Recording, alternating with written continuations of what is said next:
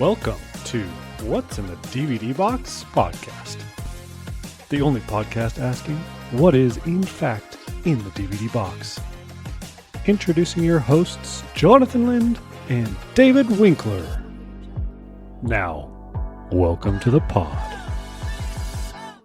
Welcome back to What's in the DVD Box podcast. David, what's in the box of DVDs this week?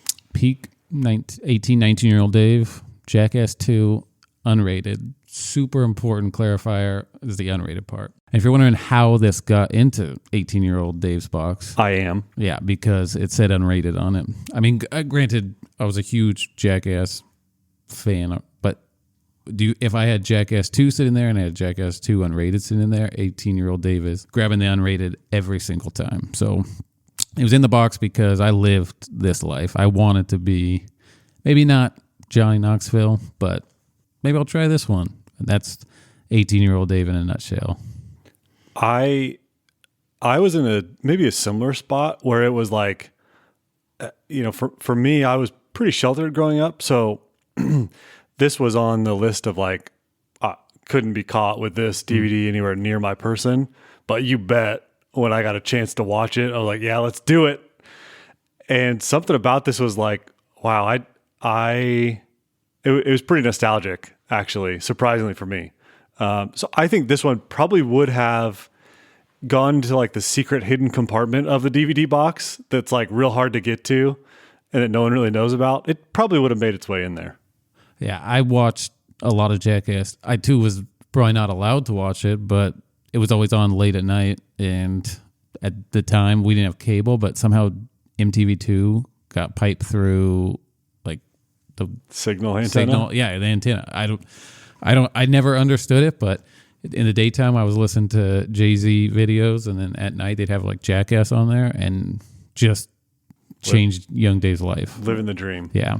Then I got a dirt bike, and it was like my life was just a bunch of dumb stuff happening over and over. So yeah, this movie was everything to me back in the day. So watching it again was like, cool. I'm going to go out and do something today. But so this time around, like, what did you think? Did you like it? Was it just the same as 18, 19-year-old Dave?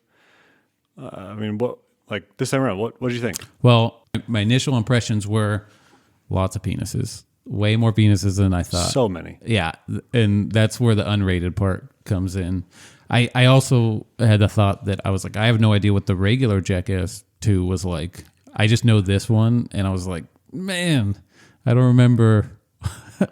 I didn't sign up for just all the penises. I signed up for unrated.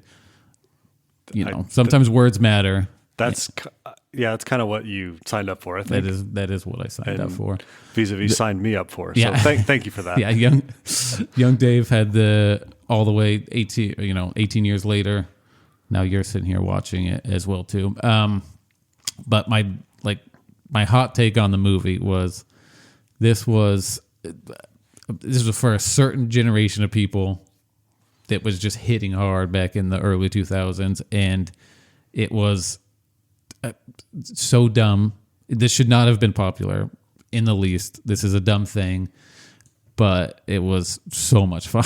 Like it is so, like, to go back and think about all the stuff that I did as a kid. It was great.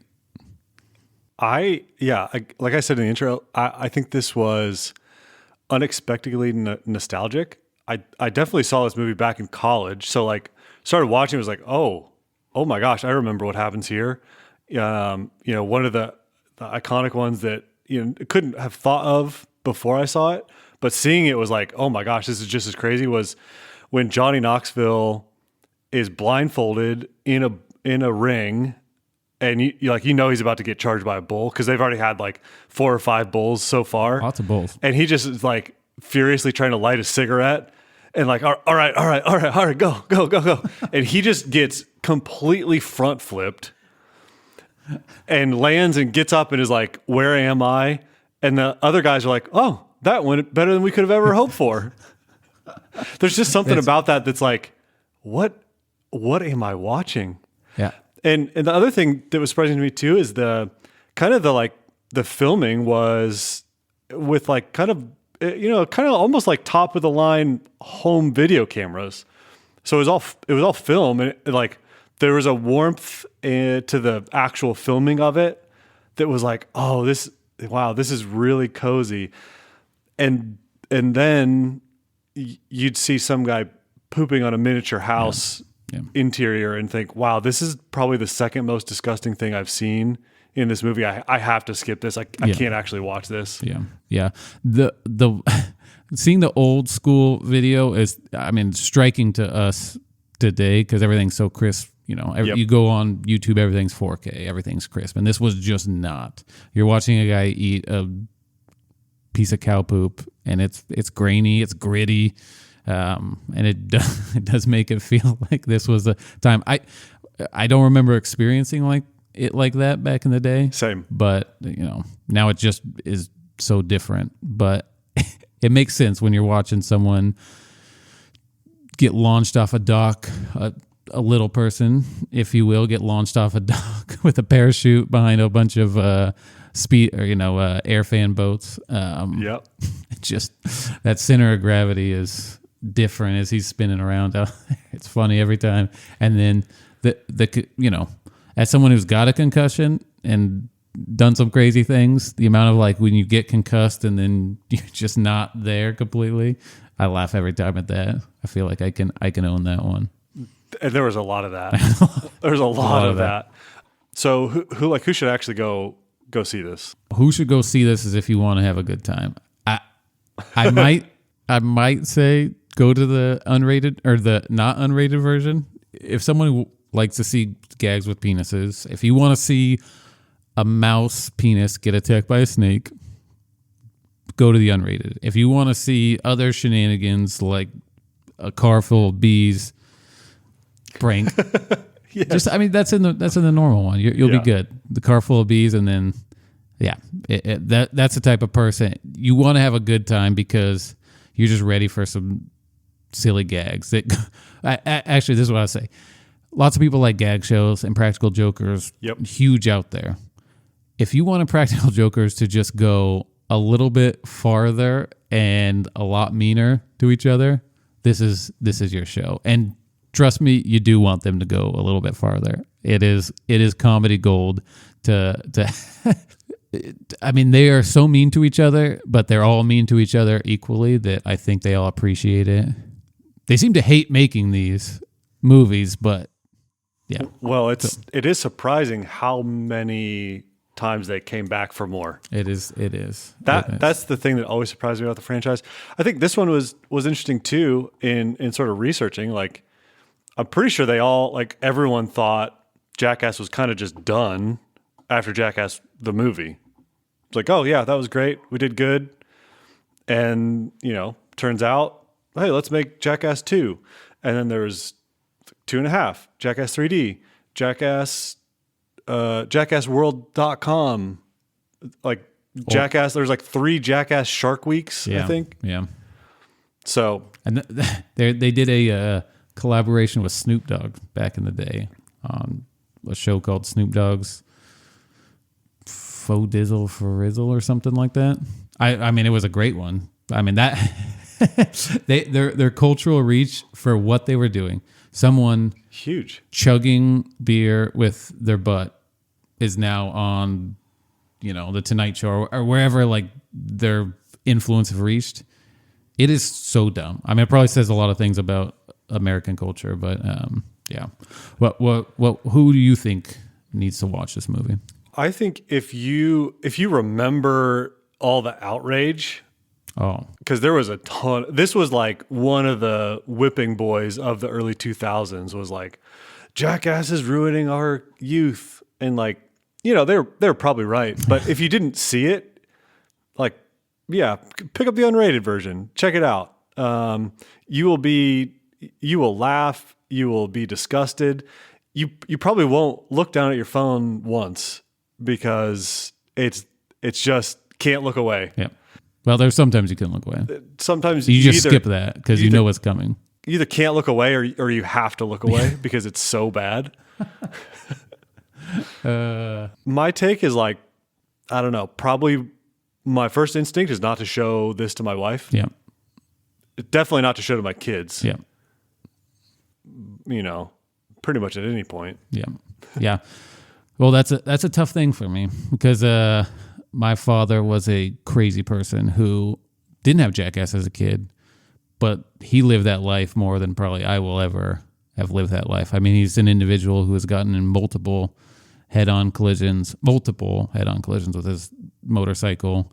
He still suffers from some of those today, but he is crazy. He has, I mean, he would have lived that life. I'm sure he would have watched this movie. He did not want me watching these type of things because, you know, I see the same guy who every morning wheelies his bike down the road to go to work. That's the guy I see. And then I'm like, I want to be like that guy. And then I see these guys who are like, yeah, let me jump on a rocket shopping cart and jump it off a dock. And I'm like, also would like to do those things too. That seems fun. Yeah. Does it hit the same when they're like, hey, let's go to a range and get shot by rubber claymore pellets?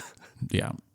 Those are the ones for me where it's like, oh, that kind of looks fun. And then the next one, it's like, yeah, no. Okay, would you do what would it take for you to stand in front of those rubber bullets? They got messed up. Yeah, that would hurt. I probably wouldn't. See, and that's where I would. I've always watched that scene and be like, now I want to know. Like, I want to know what it's like. I wouldn't do it for free. There's a number. Sure. My number's probably lower than most people's numbers, but I don't know if I want to say the number. I mean, $20. The film did great. So, like, you know, they probably had some of the same mindset. Like, probably would have done this for a lot less, but hey, that's a pretty cool payday. I mean, the specific scene with the rubber bullets, the fact that they launched it off beforehand, and they were all of these idiots who do this for a living, yeah, get hurt for a living. I just was thinking after that must have been so loud in that room. Oh yeah, like, and you know, you experience it through a TV screen. It's like, that seems bad. It had to be like, probably like felt the concussion. Like, it was just like, that's a gun that's going to be shooting me. Yeah. And it was basically. I mean, it is, you know, powder charge going off. That's loud, especially in those ranges. It like rings too. And that scene in particular, also the main thing that it shows you is that Johnny Knoxville he's an insane person. He is. He stood up. Both Bam and Dunn drop, you know, and are in pain. And he's just standing there kind of laughing. He's just laughing about it. And then even beforehand, he says, it's just loud. That part, I laughed. I forgot about that. It's just loud. Yeah. Everyone else is like freaked out and he's just laughing. Something about his laugh is hilarious too. The bad grandpa scenes where he's just egging that random dude on and he just starts laughing. It's like, oh man, it's the most like hilarious yet infuriating and mocking laugh maybe of all time. Yeah.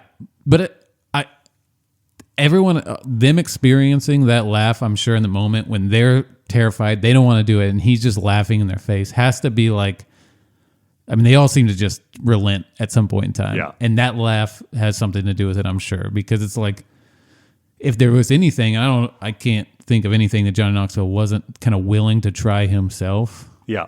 Then they would be like, full stop, they're not going to do it. But he's in the middle of all of the dumbest things in there. Yep. And he doesn't seem motivated by money. I honestly think he must have some kind of condition that doesn't allow his nerves to feel pain or something like that. So, I mean, that would be helpful if you had that. The other thing, you know, it was maybe a little bit sadder, but you definitely saw a lot of alcohol on the sides. And, you know, I've kind of heard over the years, heard the stories of a lot of the drugs and, you know, of course, Steve O's story. And that to me is like one of the, try not to focus on it too much, but it's definitely there. It's like, right. You know, especially Steve O, it's like, man, he kind of has a far off look in his eyes a lot of times and he's just kind of going for it. And it's like, man, this is funny, but you know, at what cost for some of these guys, you know, that's definitely pretty tough. Yeah. And you see Steve-O talk about things like, sorry, Dad, I'm doing this. There's some kind of connection where he knows his dad is disappointed. That there's family issues probably with all of them. Right. You see how Bam interacts with his parents. It's kind of broken, and they kind of enable it too. And there is that darker side. You know, someone like Johnny Knoxville is relatively normal considering how also crazy he is to be putting himself in these situations. He doesn't seem to be falling into the same vices, but you know, even Ryan Dunn killed himself, and you know, there was just a lot of brokenness on the outsides of this. I don't know that doing crazy things leads to this, but there's probably some kind of correlation to the two. Yeah. Or, you know, maybe John Knoxville's just like, hey, I could do this, make money. And then he just gets a bunch of like other random guys who will do the same thing, and they just happen to be pretty. Kind of gets broken. The whole, kind of gets the troop from the loony bin almost. Like, hey, who's crazy enough to just like want to crash a dirt bike into each other in a supermarket? All right. You know, those kind of folks are not the one you find on Main Street. No, that's not your Joe Schmo just growing up and, you know, just wants to go 9-to-5 job and go home. I would say everyone who's in this movie does not want a 9-to-5 job. Probably, maybe has never had a 9-to-5 job in their life, and probably will never have a 9-to-5 job in their life. And, you know, that's their way out. Mm-hmm. So what as I was going through and thinking through what was actually happening in the movie, if you're trying to do as highbrow an analysis of this movie, you kind of got a couple different genres of gags, pranks that's in this movie. What would you say that breakdown works out to? We probably have. I mean, you have the outright just disgusting ones that are I either have to skip this or I have to look away. You have kind of the like, you know, almost raw stuntman energy ones where they're like, hey, we got a BMX bike at a dock. Let's strap a canister of like, you know, I don't know what it was, like CO2 or something, and just see if we could just launch it. Hey, let's put a bunch of rockets on a big rocket and send Johnny Knoxville into the lake and almost kill him. And then you kind of have, I mean, maybe just more of like a prank style, like, you know, the bad grandpa, you know, the terror taxi, Borat style. The Borat style. Is there anything that doesn't fit in those categories? It pretty much covers all of them. Some of them mix. Yeah. You know, but you get the devil jumping out of the floor grate where he lands right on his head and then picks up a sign that says, "Keep God out of California." That part was, I forgot about that. And that's the kind of stuff that I think really made the controversy happen. They just pushed boundaries everywhere that they could. And I mean, that kind of stuff for 18-year-old Dave I was all about. Let's push boundaries. You know, there was a sense, kind of like you said, of like there being strict parenting at home, and then now I'm out, I'm free, I'm gonna get whatever DVDs I want, and my parents would hate this, and I think that's great. Yeah, and yeah, that's a vibe to go with. But I agree. So what are some of your thoughts on the movie? Like what, you know, we touched on this a little bit, but like, what is it like to just watch? Like you're in it, you're, you know, past the intro, you're just watching it. I think I was anticipating some of the things coming as I was watching it, being like, I really don't want to watch someone drink horse semen.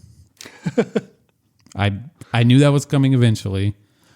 I did watch Dave England eat the piece of poop in front of 3-6 Mafia, which is just a wild sentence to say. And if you haven't seen this movie, 3-6 Mafia, the rap band who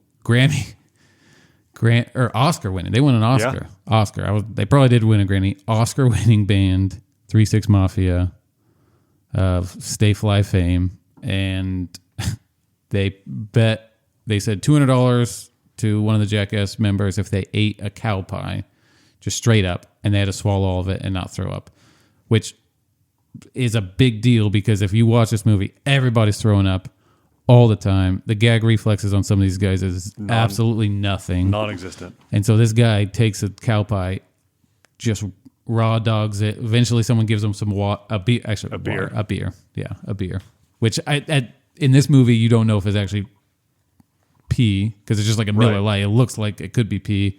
And you're just like, I actually still don't know what it was necessarily, but and then he just eats it, doesn't throw up, and gets $200 from 3 6 Mafia.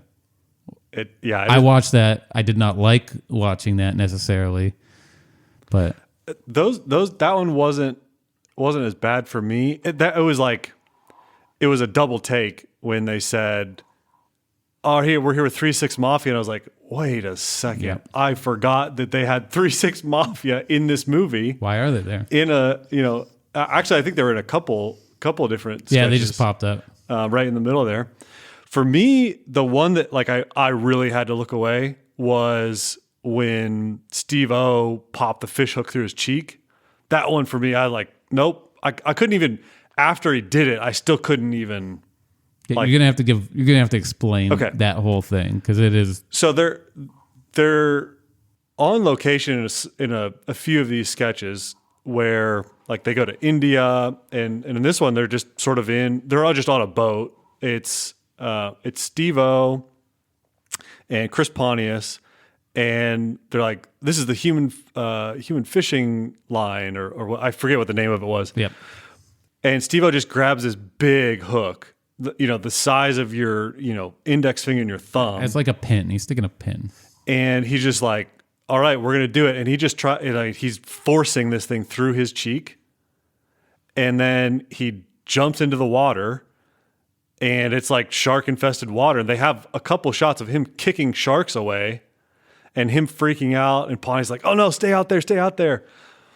And even just like the idea that he's got this hook through his mouth, and he's just out there swimming, something about that. Oh, salt water. Can't. Nope. Yeah. No, thank you. Next. Skip. There were a lot of sharks out there, and inexplicably, just a lot of red meat that they were throwing in there to chum up the waters too. So just no shark cage. This is what we're dealing with right here. Yeah. There's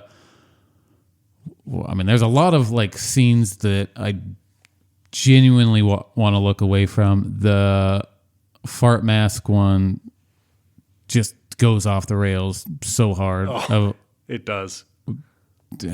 Yeah. Preston pooping in a funnel that is attached to what I would basically describe as a spaceman helmet attached to Steve-O.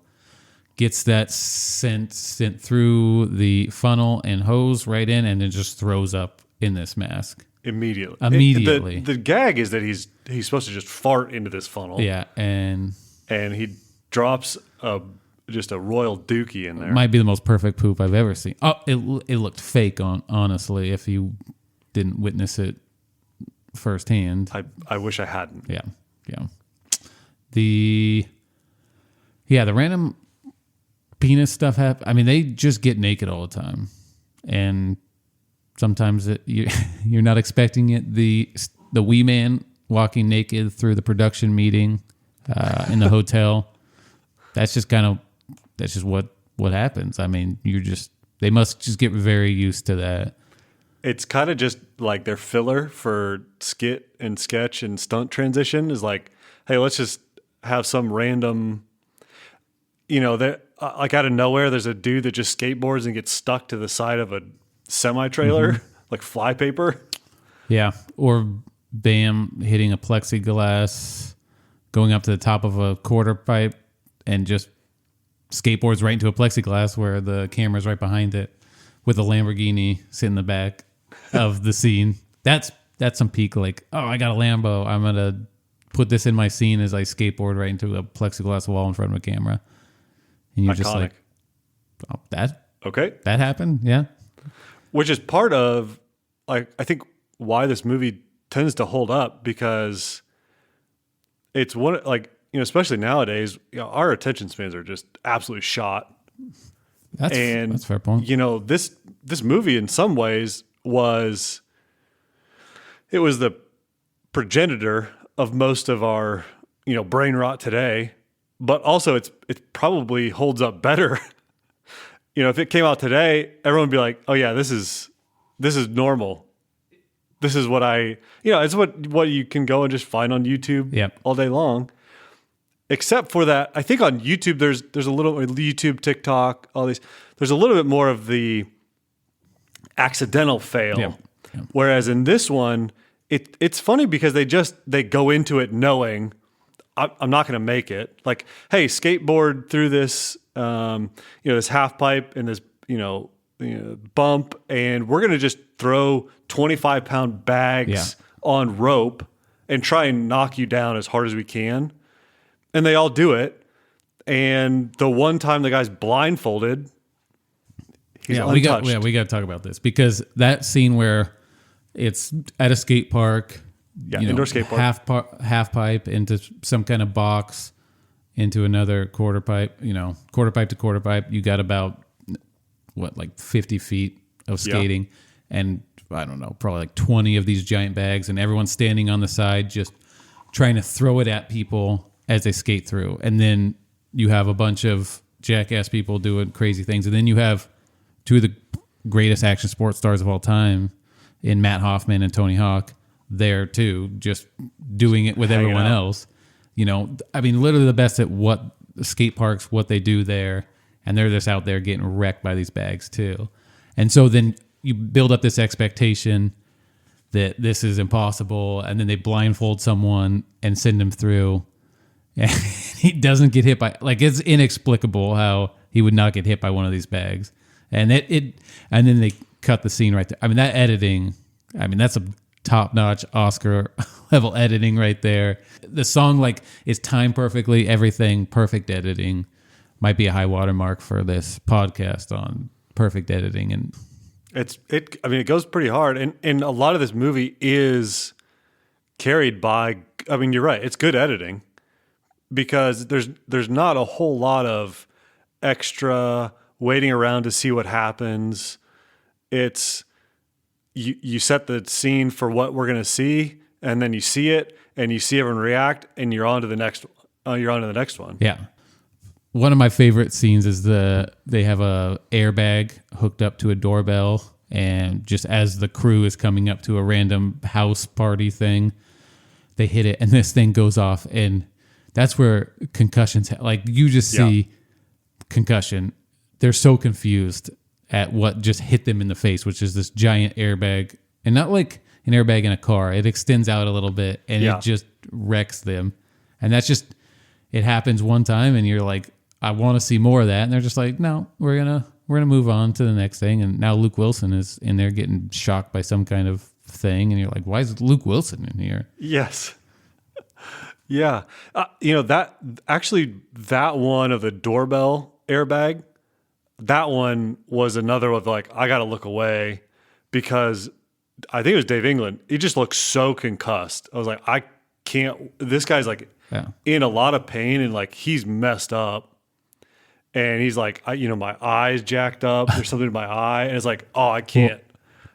That was surprisingly one of the not really a cringy stunt, not really a cringy prank, but it was like, oh, I was made me squirt. All about that. The plate, it was it's supposed to be like the viewing plate where someone would look out of the door. That flew off and hit him right in the face. That's why his face was bleeding. It came popping off, and you can see it fall away later. But so him sitting there, all of that airbag dust on his face, it looks like he got antiqued. Yeah, and it's the perfect precursor to my favorite Jackass prank of all time. I watch it on a regular basis, and it's not in this movie, but I have to say, if you go look up Jackass hand slap, same kind of deal. They're tricking someone to come into a certain area, and they have this giant hand tucked around a corner of a wall on like a bunch of springs, and they just let it go as someone's walking up, and it just hits. It hits them like unexpectedly, and they're getting a couple people. The first one was Aaron McGahee with it convinced him to hold like 6 bowls of tomato soup, which they should know. That's on him. Yeah. But however they got him to do that, he's just walking through this and just gets slapped with his hand. The hand breaks the tray. Tomato soup goes everywhere in this room. Hilarious. But the best part is they put flour on this hand. And they're like, we're going to antique Bam. And Bam is walking in just as leisurely as possible. And they set Wee Man up where they could see Wee Man. They couldn't see the hand.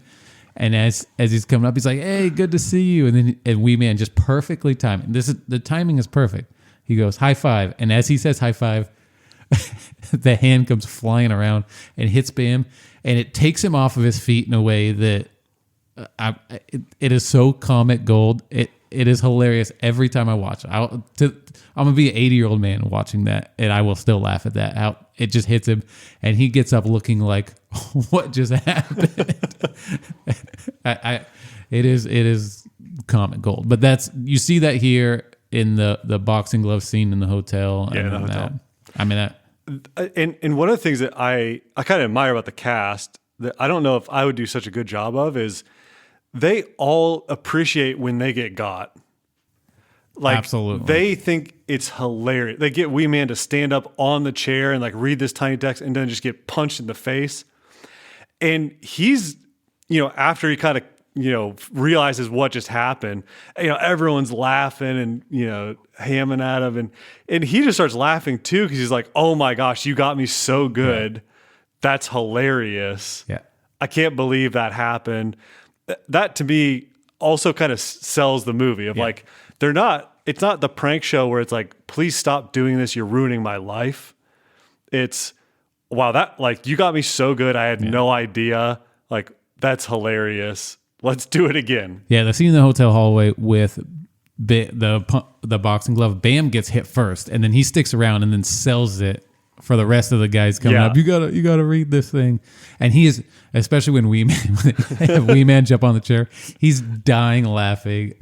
and it's perfect because they're thinking it's just what's on the little like heart, and it is so good. But I was gonna say some of the meanness in there, they all handle pretty well, but they are awful to each other. They are mean. And it does produce hilarity because the scene where they're trying to bungee cord the shopping cart out of the warehouse. The warehouse, which again, perfect editing because you start the scene, they launch the shopping cart with no one in there, and the shopping cart goes flying end over end. They'd like put some boxes down for like, quote unquote safety.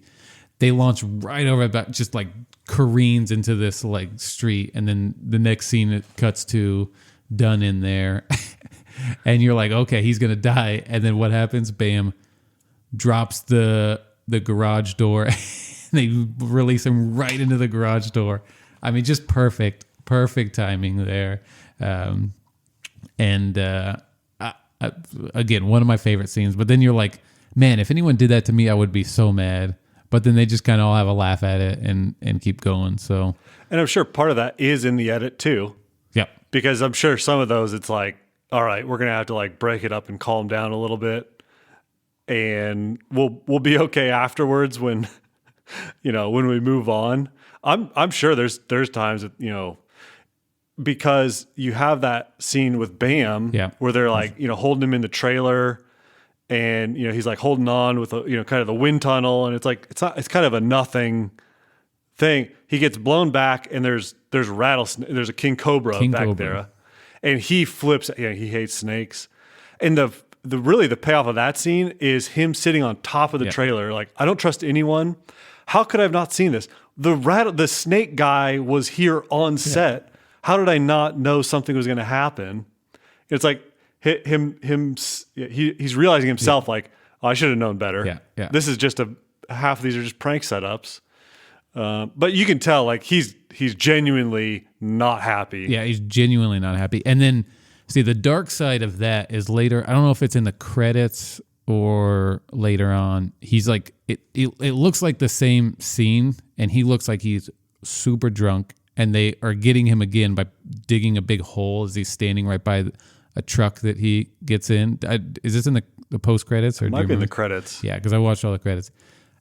He's like really drunk, and they dug a hole right behind the car that he's supposed to get in and put like a little board over it so he couldn't tell. And so he's sitting there talking, and they're filming him, and he's just like, this is so dumb. Why do you guys do this? And he's literally saying that as he backs into this hole and just like falls into it and then steps into it like 2 more times. And it's funny, but you're also like, bro is not doing good. And then when you realize like how much after the fact, you're like, ooh, there was some cost to these things. Yeah.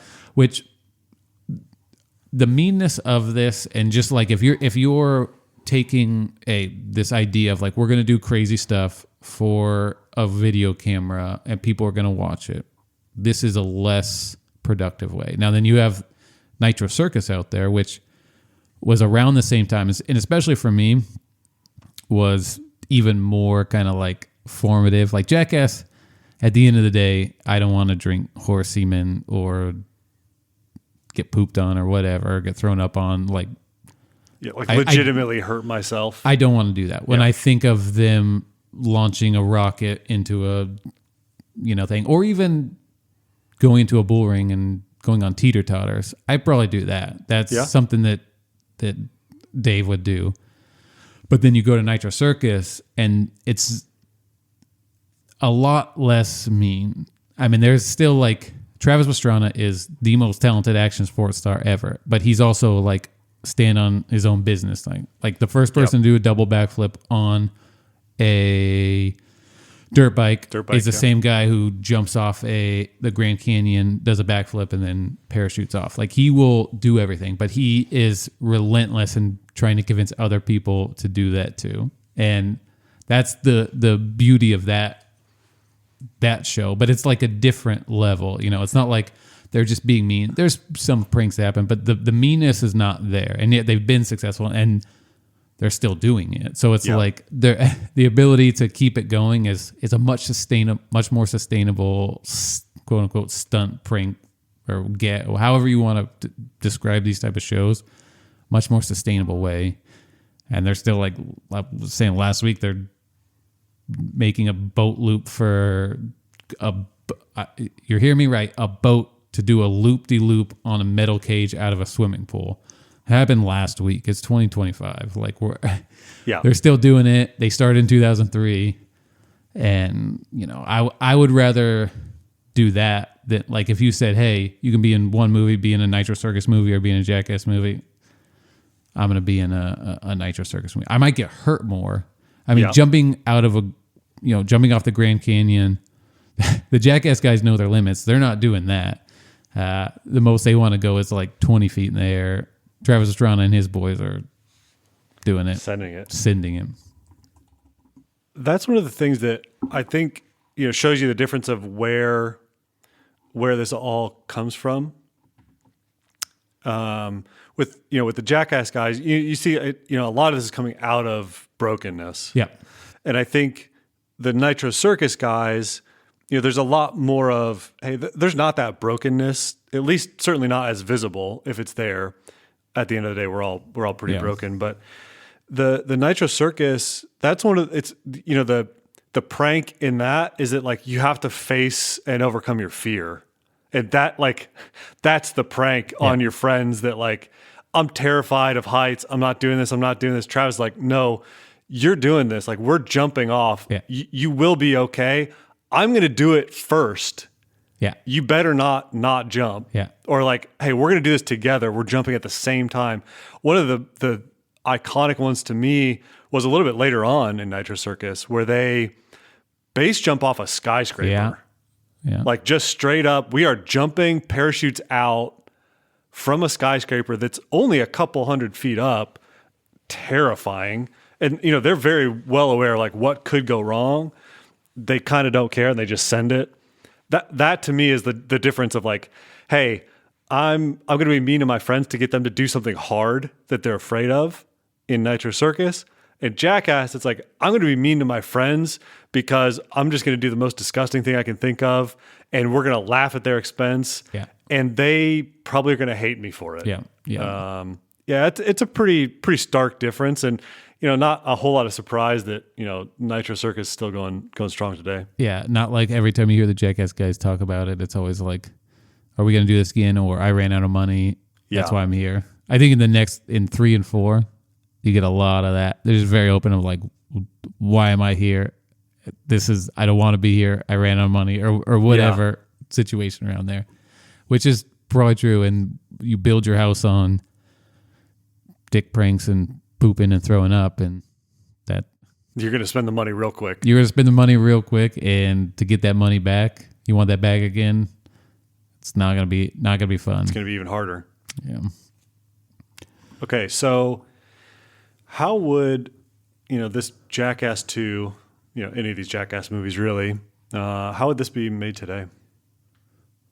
It's oddly enough still being made exactly the same way. I mean, they just released one not that long ago. 4 was released, I think, in the 2020s at some point in time. Or was it? Really?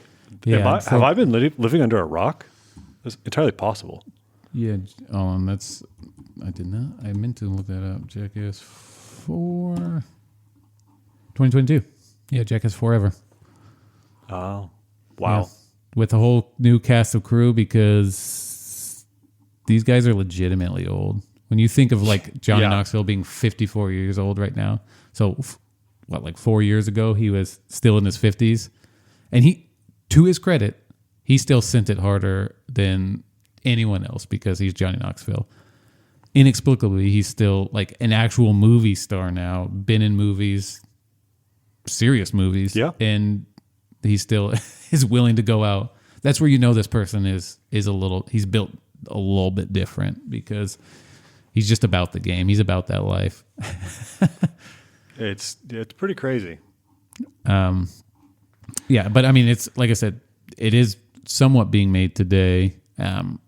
I do think the way that how mean they are, I don't think that hits as well with people these days. I don't know. You call the next generation soft or whatever. I mean, Nitro Circus still doing it. People can respect the talent and ingenuity of their stuff. Yep. I don't know how much people want that meanness still around. Probably not. So in that way, I think it would be different. I mean, poop guys can be funny, still. I have not seen the footage of a funny poop prank. Yeah. You haven't seen the footage of a funny I don't think there is. Like a fart I don't think there is. Fart versus poop. Yeah, maybe that's the distinction right there. I will laugh at a fart, a well-placed fart sometimes, but I guess if someone's just pooping in the corner, a lot less funny. Yeah.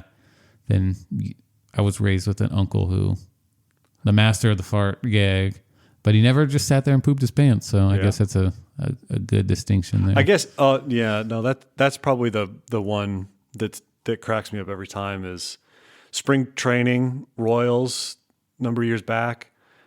And I'm blanking on his name, of course. Iconic, legendary Royal, George Brett. He's talking to some rookies, and he said, so I crapped my pants last night, and they just kind of look at him like, because you're looking at a living legend, George Brett, and he's like, yeah, I'm good for about 2 of those a year. And they're just like, okay, sure, whatever, guy. And you can tell they are uncomfortable, and he couldn't care less because he knows they're uncomfortable.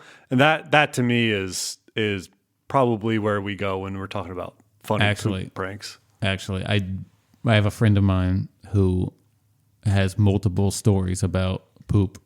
And it is actually, I've cried multiple times listening. And maybe it's how he delivers things. This individual is a great storyteller, and he has multiple poop stories that are just, I will cry laugh every time. So I'll walk that back, and if I could ever get him on here telling those poop stories, I mean, we're going viral to the moon. I'm telling you, this Go bananas. It is so dumb, but yeah, I'll laugh every time with it. I don't know. What do you think about this movie being made today, or would you go and watch another Jackass movie? I guess is the bigger question. I don't think I would, but and I think that's evidence because I didn't even know there was one that came out in 2022. That's fair.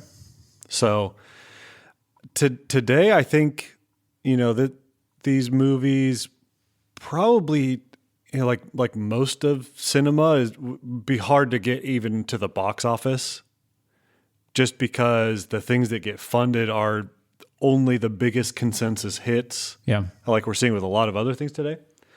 The thing about it though is I think we have these every single day, week, month on YouTube, yeah. TikTok. There's just compilations of fails everywhere. Now, the difference and who I think should go see this movie, if you have enjoyed watching some of those fail videos and they're, where, the guy's lining up to jump into a pool and something's going to go wrong and he misses and it's, hijinks. Go check out maybe the rated version of this, because what they do in this so well is that they all set it up beforehand that they know this is going to fail. Yeah. They know exactly how it's going to fail, and then they go and do it. They're not necessarily trying to succeed. They're trying just to spectacularly fail on purpose.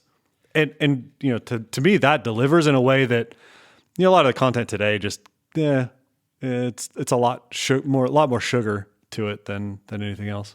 Yeah, the expectation of fail, that probably sums up what Jackass is pretty well.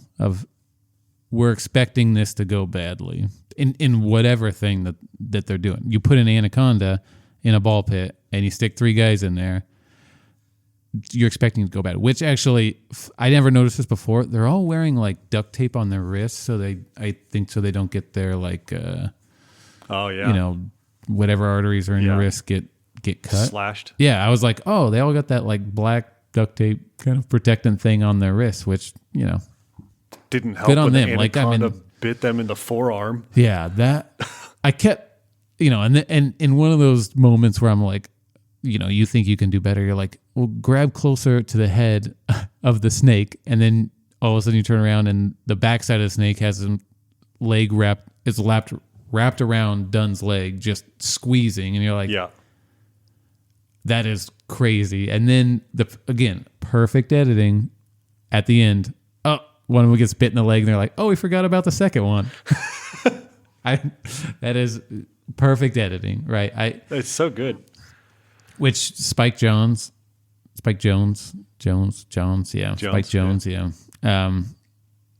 yeah. He's a great movie maker. I think he's won Oscars for other things too. He definitely has. Yeah, when he's involved, you have a legit one who's also dressing up like a 90-year-old lady with their chest out, which the prosthetics in this movie actually might be the most impressive part of the movie. Yeah. Hilarious. And just how people interact with that in a daily basis is funny too. So they know how to hit their target audience, I think. And I think you also see, probably with the best prank of the movie, the terror taxi, you can kind of see that Spike Jonze is kind of the mastermind in the setup. They've got Jay Chandrasekhar, who is in Super Troopers. Yeah. You know him. Even if you can't say the name, you know him. You know him. They've got him to play the taxi driver. In the setup, they're telling him, hey, we get in here, slap him up, hit him hard, just go for it. We're good. And then it cuts over to, okay, they're doing makeup and they're really gassing their buddy up. It is the meanest thing in the movie, probably. Probably, yeah. It's either the meanest or the second meanest, because they're all. There's some mean stuff, but it's they're just cracking up because they know they are getting him so good, and he's got no idea. Yeah, he's got no idea. And just for the kids at home who will never watch that, What are they doing? Well, they all shaved off their pubes, and they're super gluing pubes to his face while they've got him in a turban, and this is like what, 2002? Yeah. And so they're like, hey, let's dress you up in, Saudi garb and Middle Eastern garb, and you're going to go to the airport. And like, I don't even know what the premise was that they thought, what were they going to do when they got to the airport? I don't remember. I watched that scene twice. I don't remember what they were like. So in all these pranks where they prank one of the cast members and not other people, it's like, man, how do they not see it coming? Yeah. But they're just so high on the excitement of it all, and the whole time they're doing makeup and getting him ready, like, okay, you got this. Yeah, all right. They're just gassing him up, having a great time. You're just hanging out with your buddies. You're not thinking that, wow, I'm walking myself into a trap. Get into the taxi, and they're making comments like boom, like what do you mean boom? Yeah. They keep going, and eventually they go past the exit for the airport. And Buddy's like, "Hey, what? Like, that's the airport. What are you doing?"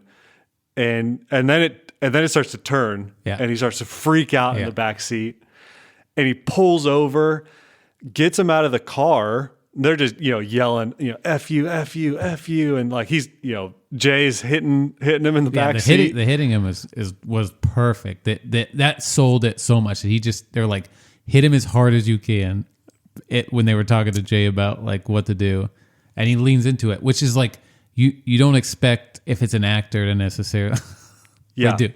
Like they just set him up perfectly, and I'm not saying my favorite part about that scene, but the fact that they had everyone cut their pubes off, put it in this clear container, put a like very real looking human hair like logo label, and then shrink wrapped it. So they had to they were literally opening this hair, this fake hair that they were going to put on the beard in front of him. Like they just, every detail just buttoned up. So he had no idea. And then as he's sitting there getting the hair put on, and he's just like, this keeps getting in his mouth. And you're watching him struggle. No one's talking about anything. Bam has to leave behind him because he's laughing so hard. And you're just watching him just like with the hair in his mouth. And you're like, everyone knows what it is but him. And I think maybe he makes a comment. He's like, oh, these are like pubes. And like you just see everyone behind him just like absolutely bury their heads because they're just dying. And you feel bad for the lady she definitely has gloves on. Oh yeah, as she's putting them on. Oh yeah, yeah. And so then once they they pull off with the taxi, and Jay pulls out this fake 1911, and just is like, get on the ground, calling the cops, and just really gooses him up. Eventually, just stuffs him back in the trunk. And then the rest of the cast just like, run over, like, no, stop. And then they, fake some gunshot sounds, and they're all freaking out. And then you hear his he's still mic'd up in the back. And mic'd up, why did I do this? Yeah. What, like just the most existential contemplation. Like, how did I get here? Yeah. What am I doing with my life? This is terrible. And he spins out a donut around the parking lot and then just stops and pops the trunk, and then they just start laughing at him. And Johnny lets it sit for a couple minutes. They're like, hey, we're good. Probably my favorite part of that scene. He goes up to Jay and he's like what the heck are you, some kind of actor? He just hey, which is probably got to be the best compliment anyone could get as an actor playing, real life prank show. Like, are you some kind of actor? Like, oh yeah. That's check that one off. And then they drop, oh, hey, check out where your beard came from.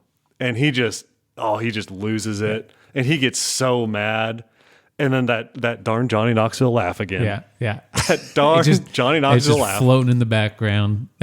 We could play that over this podcast just at certain time. It'll get you.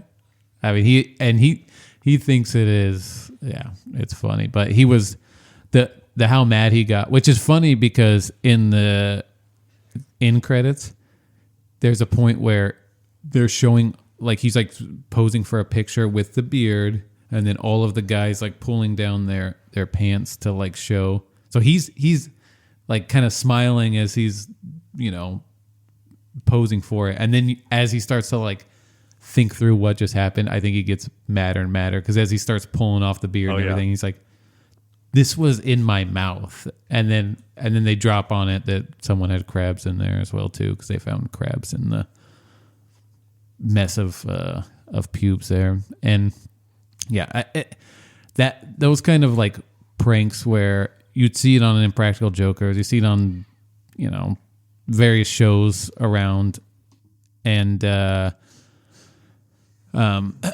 you see that stuff all.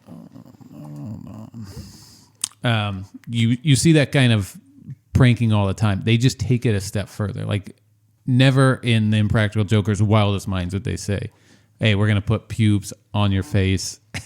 Yeah, and then act like one of your people got killed, and then they probably would do most of it.